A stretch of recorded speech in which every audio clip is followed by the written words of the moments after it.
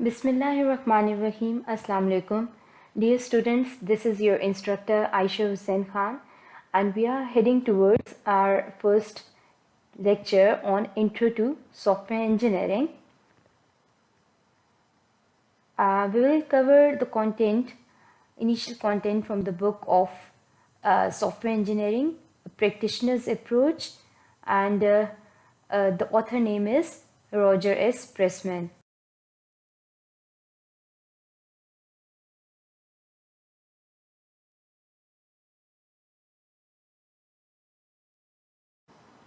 So coming to the outline of today's lecture, we will see what is software, what are basically the software applications or the different areas in which the softwares are applicable.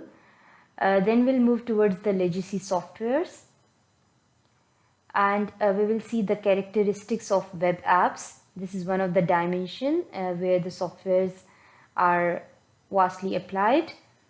And then we will see that what is software engineering as a layered technology. Afterwards, we will cover the process framework, and inside a process framework, we'll see what are the framework activities and the umbrella activities. Also, finally, we will have a look on the how we can adapt the process model for our software development process. Now coming to our first topic, that is what is software. In this topic, we will see the different definitions for software that will probably construct a vision of what a software is and how you can differentiate a software with the other products that are being developed by human beings. So initially, the first definition is giving you the side that the software is instruction, or you can say a computer program that when executed provide you with the desired features, function and performance.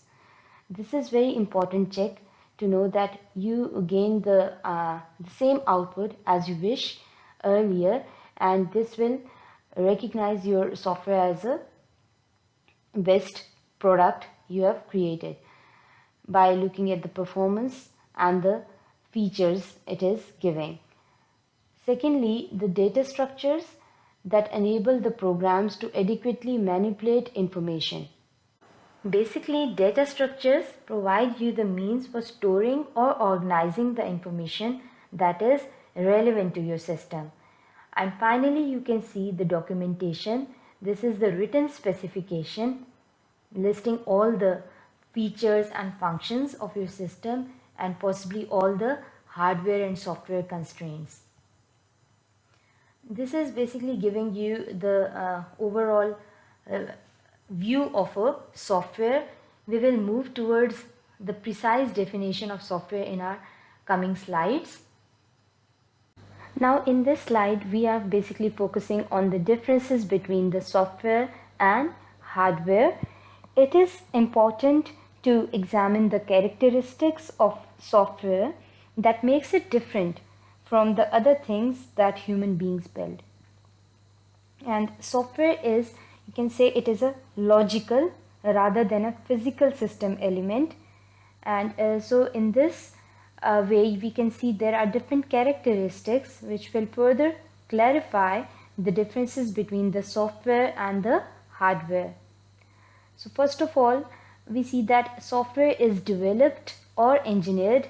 It is not manufactured in the classical sense. Now focus on the terms. We use develop or engineered for software, and we use the term of manufacturing for hardware. So basically both results in a product, and both are basically both requires the human intervention, but you can see that the manufacturing phase for hardware can introduce quality problems that are basically non-existent for softwares.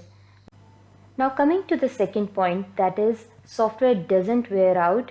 It means that software doesn't completely deteriorates or comes in a useless state.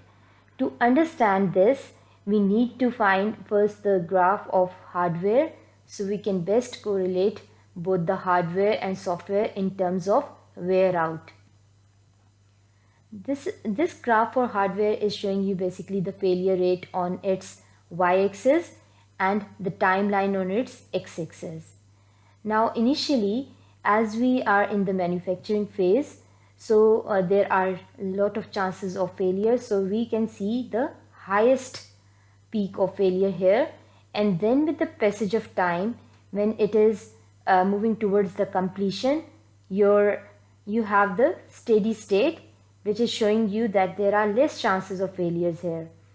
And after that, after the passage of time, or you can say over a long period of time, again you will see this peak in the failure rate. Now what is this? This is basically known as a wear out phase, in which the peak again in the failure rate is showing you the deterioration phase or the completely useless state. So we are saying that hardware does deteriorate or hardware does wear out. Again, in the start you can see that I have written IM. I is basically denoting infant and M is representing mortality. This is the starter phase, and in this phase, if the failures occur, this peak is showing you that it is the infant mortality phase, the startup phase basically. So now moving towards the graph for software, in which you can see that this is the failure rate again and the timeline axis on x-axis, and this is basically the idealized curve. Initially it has failure peak, but with the passage of time, when we are basically towards the completion of software, it is getting failure rate is getting low, and then we have a steady state. This is the idealized curve. As we are saying that software doesn't deteriorate or doesn't wear out, it means that it can't have again a peak here. So this is basically the best curve or idealized curve, but in reality there are actually some again some errors which will again yield the failure rate, but not to that extent in which we have seen in hardware. This line is somewhere in the middle of it, and this is the actual curve. This is the idealized curve and this is the actual curve, and these spikes basically giving you that the spikes in the failure rate is showing you that in somewhere in the middle of its phases it has a peak in its failure, but gradually it decreases, and then we have a curve for the actual line. So one can think why these spikes are coming in the life cycle of a software development. These spikes are basically reflecting the changes that comes during the life cycle, and these changes are again need to be planned and something that need to be implemented again. So these spikes are basically reflecting the error in these changes, and after that those changes are incorporated in the system, basically again the graph is moving towards the actual line. So these spikes are basically reflecting the changes in the software development life cycle. The software applications. In this part, we will learn about the different areas in which the softwares are applied. This is the diversified list being presented here. The first is giving you the site of system software. Secondly, we have application softwares. Then engineering or scientific softwares. We have embedded softwares available. Then we have product line software, web apps or web applications you can say, and AI softwares or artificial intelligence softwares. This is one of the emerging fields in the field of software. So starting with the first one, we want to take the look of what softwares come in what category. System softwares are basically, it presents you a collection of programs written to service other programs. Now what does it mean? That if you can relate with the examples, it will be further explaining it, that the compilers or operating system, These are some of the softwares that will assist other programs in your systems. So these are known as system softwares. Then we have application softwares. Application softwares are basically used to solve a specific business need. According to the requirements of a business, you create these application softwares, and that will reflect only the specific needs for that a company or a business. And then we have engineering or scientific softwares. In the fields of astronomy, or you can say volcanology, we have different softwares that will predict the circumstances, and this category is basically defining the engineering or scientific softwares. These are the massive type of, or you can say a large components are basically installed in these type of softwares. Then we have embedded softwares. Embedded softwares, like you can take the example of calculator. It has a mini computer in it, or you can see the display buttons of a microwave oven. When you press that, all the processing or all the functionalities are inbuilt in that keypad. So these are some of the tiny softwares that are embedded in the, or that are embedded with the other hardwares and have the full capability of processing and the ability to give you the outputs on the screens. Then we have product line softwares. These are some of the softwares that are basically used by the masses, like you can say the application programs like Excel, Microsoft Word, or the other softwares that are used by most of the users, and these are known as product line softwares. Now the web apps. These are basically the network centric and content oriented apps. Network centric means that multiple users using the web apps at the same time, and the content oriented, basically they are providing you the information or content on the single site. And this is the basically emerging field in which we have the apps that are basically giving you the computing functionalities or the contents to the end users, or basically these are integrated with the database, so you can manipulate all the information and according to the business applications or according to the business needs. We have AI softwares available. AI basically it is based on the concepts of machine learning, and in this category you can take an example of robots. Robotic is the major field, and other fields basically you can say expert systems, or you can say the artificial neural networks. These are all the softwares that are considered in the category of AI softwares. The legacy softwares. Now, before going into details, we first see that what are legacy softwares. There are some softwares that have a long history, or you can say that are created a long time ago, and over the period of time there should be some changes that must be introduced, so these softwares can accommodate or can cope with the current needs or the requirements. So these type of old softwares that are that have a long history, you can say, are legacy softwares.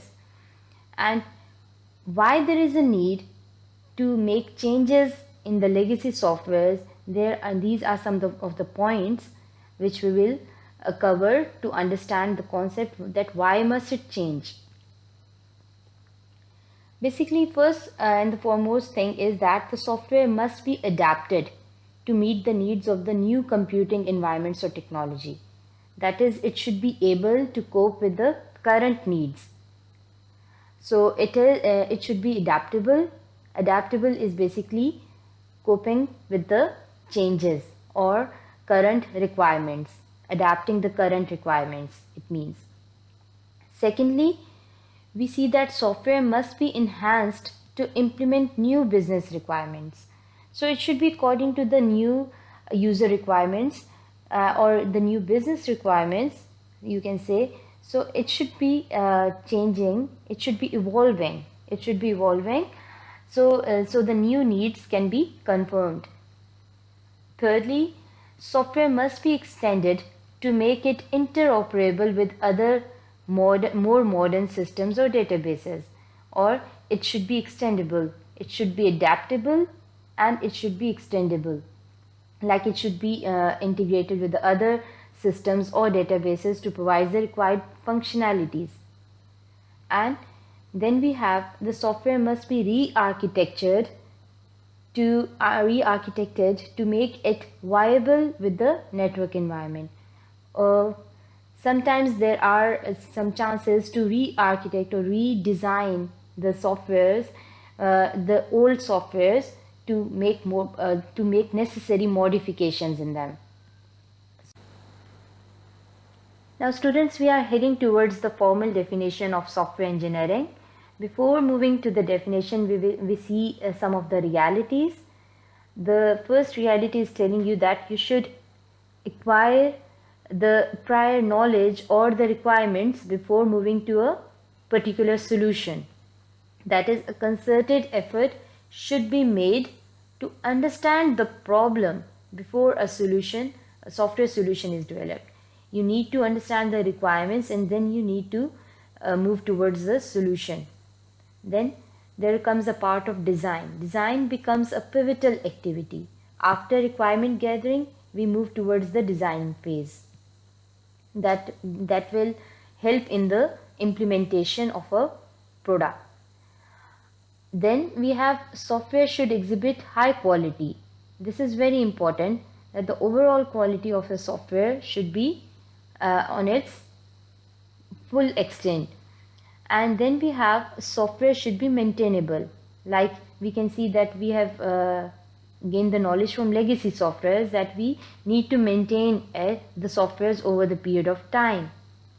So these are the realities which we'll see in the formal definition, that software engineering is the establishment and use of sound engineering principles in order to obtain economically software that is reliable and works efficiently on real machines. Now the standard IEEE definition for software engineering reflects that this is basically the application of a systematic, disciplined and quantifiable approach to the development, operation and maintenance of software.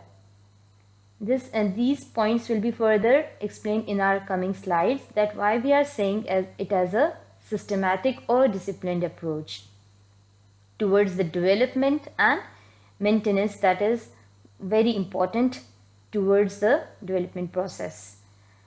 And that is the application of engineering to software, or you can say the study of approaches as in one. These approaches are basically discussed here. Now as you can see that a software engineering is a layered technology. Here are the layers presented. The first layer is on quality focus, then we have process model, then we have methods, and finally we have tools.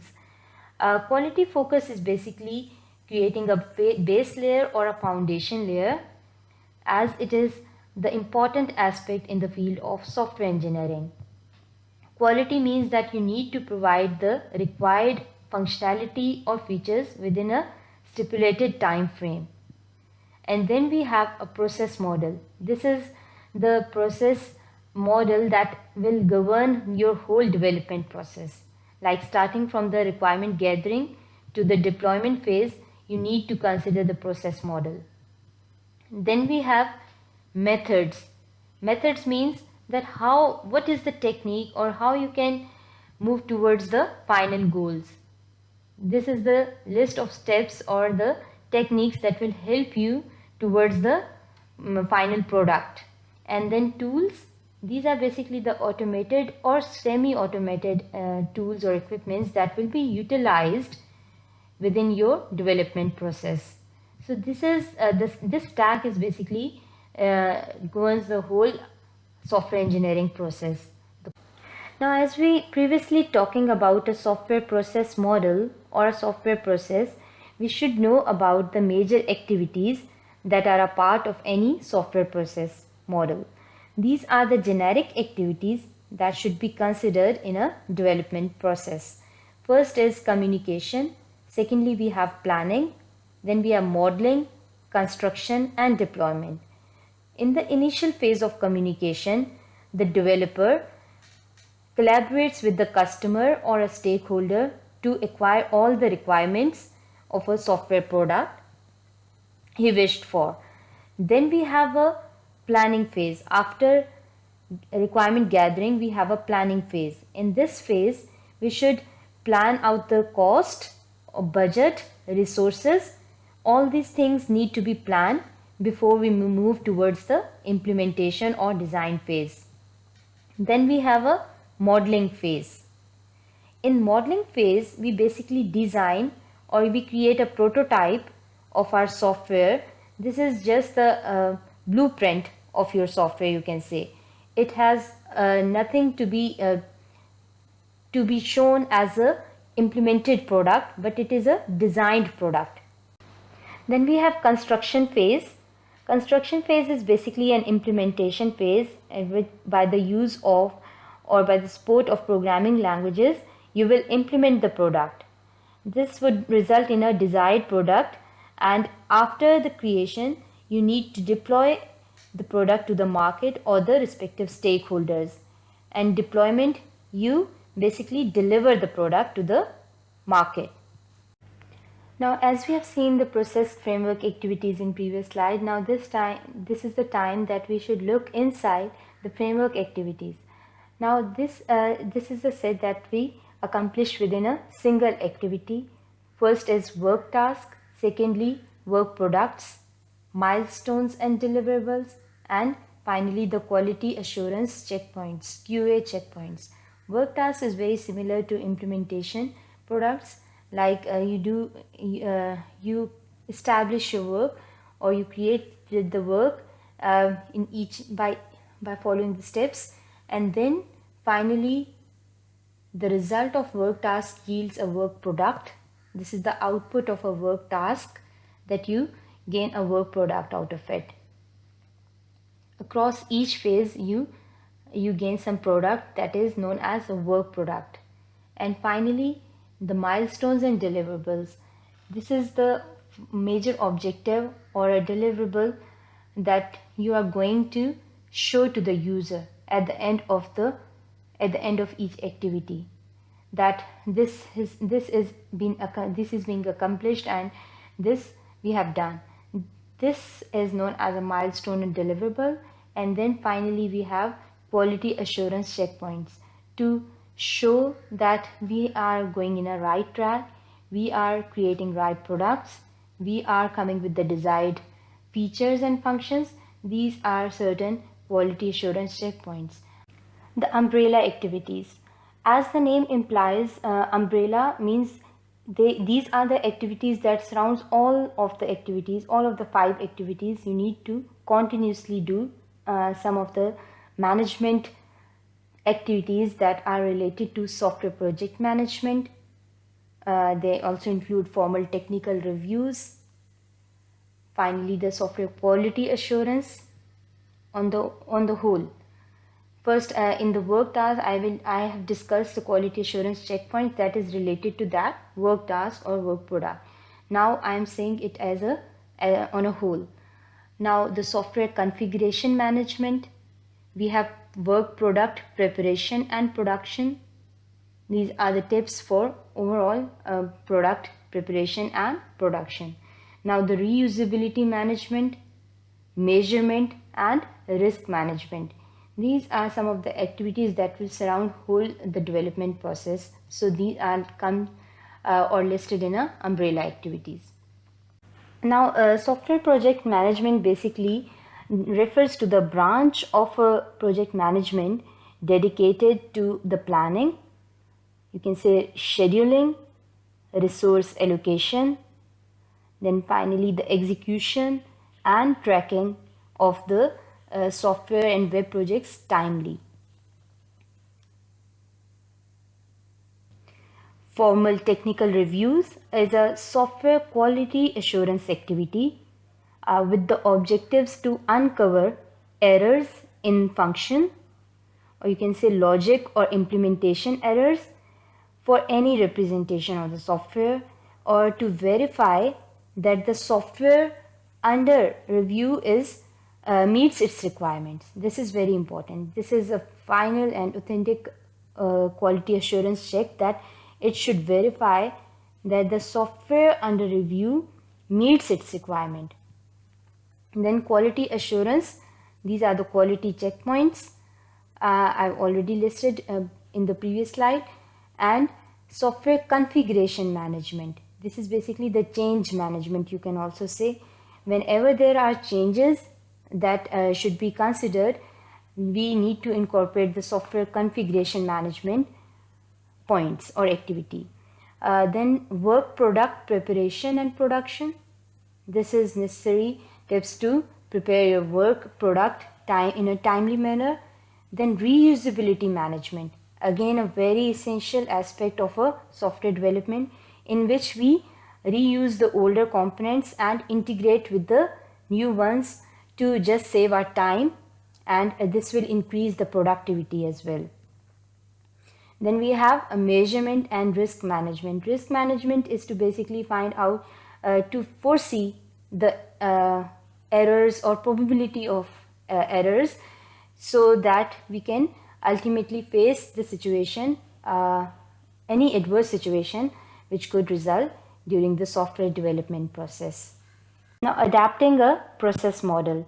This is just to ensure that how your all the software development activities will continue, and in which sequence you will perform your actions or tasks, or how these actions are interrelated to each other. This all comes in a process model.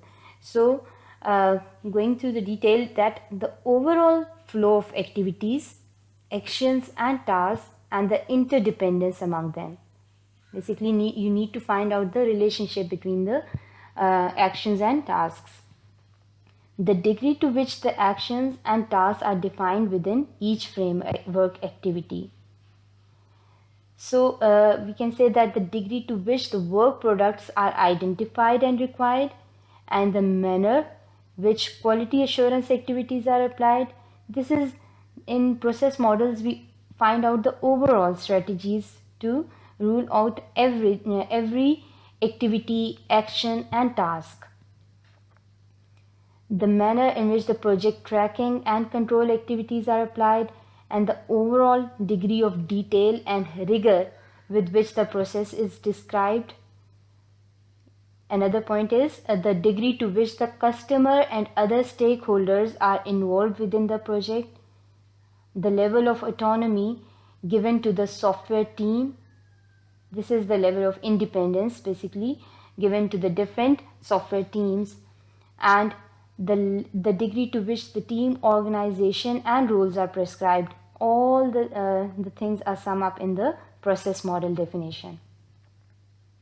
So in our coming lectures, we will cover different process models, and we'll see how these process models will be are working in a specific manner, and what are the pros and cons for using each and every process model. Thank you.